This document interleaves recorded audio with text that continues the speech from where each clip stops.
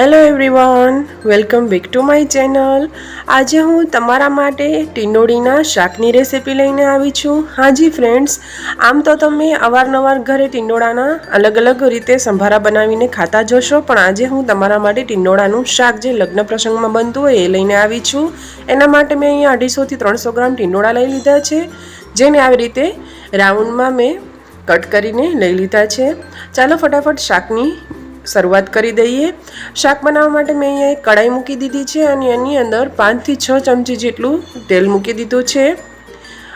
હવે તેલ થોડું ગરમ થાય એટલે એની અંદર આપણે ટીંડોળાને તળી લેવાના છે। અહીંયા તમે જોઈ શકો છો ફ્રેન્ડ્સ, મેં બધા ટીંડોળાને આવી રીતે રાઉન્ડમાં કટ કરી લીધા છે। આવી રીતે સેજ જેવા લાલાશ જેવા ટીંડોળા હોય એ પણ તમે કટ કરીને એનું શાકમાં યુઝ કરી શકો છો। એનો ટેસ્ટ ખૂબ જ સરસ આવતો હોય છે।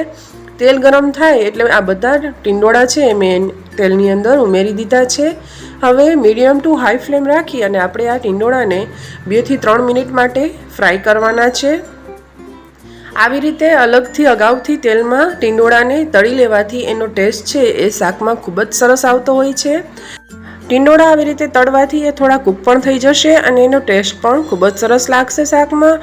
ફ્રેન્ડ્સ, આ ટીંડોળાનું શાક તમે ઘણી વખત લગ્ન પ્રસંગમાં ખાધું હશે, એ જ શાક આજે આપણે બનાવીશું। ચોમાસામાં આમ પણ શાકભાજી બહુ જ ઓછા પ્રમાણમાં મળતા હોય છે, તો આપણને ગૃહિણીઓને ઘણીવાર એમ થાય કે શું બનાવવું, ત્યારે ટીંડોળા તો ખૂબ જ મળતા હોય છે ચોમાસાની અંદર, તો ટીંડોળાના સંભારા તો બનાવતા હશો, પણ આવી રીતે શાક જો એકવાર બનાવશો તો બધાને ખૂબ જ પસંદ આવશે અને વારે ઘડીએ આ શાક બનાવવાની ડિમાન્ડ કરશે। ફ્રેન્ડ્સ, અહીંયા તમે જોઈ શકો છો આપણે જે ટીંડોળા ઉમેરેલા એ સરસ રીતે કૂક થઈ જવા આવ્યા છે। 50 થી 60% જેટલા કૂક થઈ જાય એટલે આપણે એને કાઢી લઈશું। હવે એ જ કઢાઈની અંદર મેં થોડું તેલ કાઢી લીધું છે, 3 થી 4 ચમચી જેટલું તેલ રહેવા દીધું છે।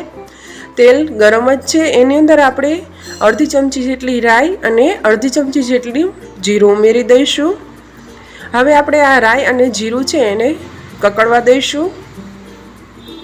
અહીંયા તમે જોઈ શકો છો રાઈ જીરું કકડી ગયા છે, ત્યારબાદ એની અંદર એક ઝીણી સમારેલી ડુંગળી અને 5 ચમચી જેટલી આપણે હિંગ ઉમેરી દઈશું। ડુંગળીને આપણે સાંતળવાની છે, એની સાથે સાથે 1 ચમચી જેટલી આદુ અને લસણની પેસ્ટ ઉમેરી દઈશું અને આદુ લસણની પેસ્ટમાં મેં એક નાનું લીલું મરચું પણ ઉમેરેલું હતું। અને હવે આપણે એક મીડિયમ સાઇઝનું ટમેટું છે એને ઝીણું કટ કરી અને ઉમેરી દઈશું। ટમેટું જલ્દીથી કૂક થઈ જાય એના માટે સ્વાદ અનુસાર અહીંયા મેં એક ટીસ્પૂન જેટલું મીઠું પણ ઉમેરી દીધું છે। ટમેટા થોડા એવા ચડી જાય ત્યાં સુધી આપણે એને આવી રીતે સતત હલાવતા રહીશું અને કૂક કરવાનું છે। થોડા ટમેટા ચડવા લાગે એટલે હવે આપણે ગેસની ફ્લેમ લો કરી દઈશું અને મસાલા કરી લઈશું, જેની અંદર 1/4 ટીસ્પૂન જેટલી હળદર ઉમેરી દઈશું, 1.5 થી 2 ટીસ્પૂન જેટલું લાલ મરચું પાવડર, 1 ટીસ્પૂન જેટલું ધાણા જીરું પાવડર ઉમેરી દઈશું અને આ બધા મસાલાને આપણે ટમેટા અને ડુંગળી સાથે સરસ રીતે કૂક કરી લેવાના છે।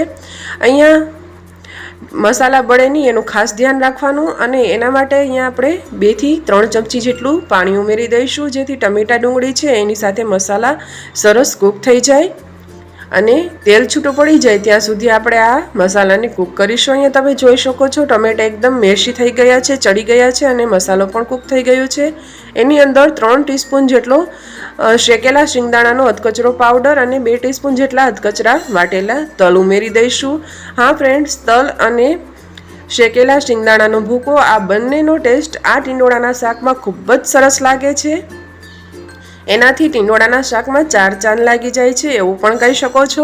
હવે આ બધું સરસ રીતે મિક્સ થઈ જાય પછી એની અંદર જે આપણે તળીને રાખેલા ટીંડોળા હતા એને આપણે ઉમેરી દઈશું અને એને આ મસાલા સાથે સરસ કોટ થઈ જાય એવી રીતે મિક્સ કરી લઈશું।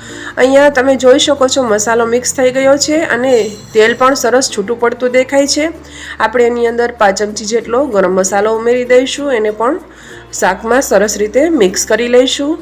હવે અહીંયા તમારે ચેક કરીને જોઈ લેવાનું કે ટીંડોળા અહીંયા કૂક થઈ ગયા છે કે નહીં। અહીંયા આપણે હજી ટીંડોળા છે 20 થી 30% જેટલા કૂક થવાનું બાકી છે, તો એ પ્રમાણે આપણે પાણી ઉમેરવાનું। અહીંયા ટીંડોળામાં જેટલી કચાશ હોય એ મુજબ પાણી ઉમેરી અને એને કૂક કરી લેવાનું। અહીંયા મેં ફક્ત 5 કપ જેટલું જ પાણી ઉમેર્યું છે। અહીંયા 5 કપ જેટલું પાણી ઉમેરી અને એને સરસ રીતે હલાવીને મિક્સ કરી લેવાનું। હવે આ ટીંડોળાના શાકને છે ને તમે આવી રીતે ઓપનમાં જ મીડિયમ ટુ લો ફ્લેમ રાખી અને હલાવતા રહ્યો અને કૂક કરો તો પણ એ કૂક થઈ જશે, અથવા તો એના ઉપર તમે કોઈ પણ પ્લેટ ઢાંકી અને 2 થી 3 મિનિટ માટે રાખી દઈશું તો પણ એ સરસ કૂક થઈ જશે. અહીંયા તમે જોઈ શકો છો કે આપણું ટીંડોળાનું શાક છે બનીને તૈયાર થઈ ગયું છે અને તરી છે એ પણ સરસ રીતે છૂટી પડી ગઈ છે.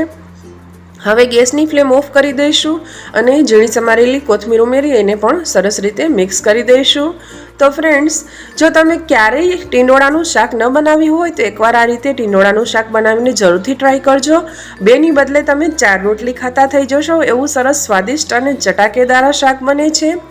સંભારો તો તમે અવારનવાર બનાવતા હશો, એકવાર મારી આ રીતથી ટીંડોળાનું શાક પણ બનાવી જોજો. અત્યારે ચોમાસામાં ટીંડોળા સસ્તા અને ખૂબ જ સારા એવા પ્રમાણમાં એટલે કે સારી ક્વોલિટીમાં મળતા હોય છે, તો એકવાર જરૂરથી આ શાક ટ્રાય કરવા.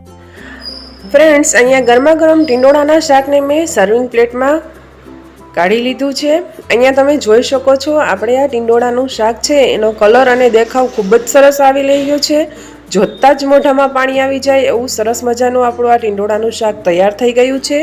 એના ઉપર થોડી ઝીણી સમારેલી કોથમીર ઉમેરી અને આપણે એને ગાર્નિશ કરી લઈશું. ફ્રેન્ડ્સ, છે ને એકદમ સરળ આ લગ્ન પ્રસંગમાં બનતા ટીંડોળાનું શાક બનાવવાની રેસિપી. ફ્રેન્ડ્સ, ટીંડોળાના સંભારા તો તમે પણ મારી જેમ અનેકવાર બનાવ્યા હશે, પણ એકવાર મારી આ રીતથી લગ્ન પ્રસંગમાં બનતા ટીંડોળાના શાકની રેસિપી ટ્રાય કરજો. તમારા ફેમિલી મેમ્બરને ખૂબ જ પસંદ આવશે અને વિડીયો ગમે તો વિડીયોને એક લાઇક આપી દેજો. તમારા ફ્રેન્ડ્સ ફેમિલીમાં વધુ શેર કરજો અને ચેનલને સબસ્ક્રાઈબ કરજો. ફરી મળીએ, ત્યાં સુધી આવજો.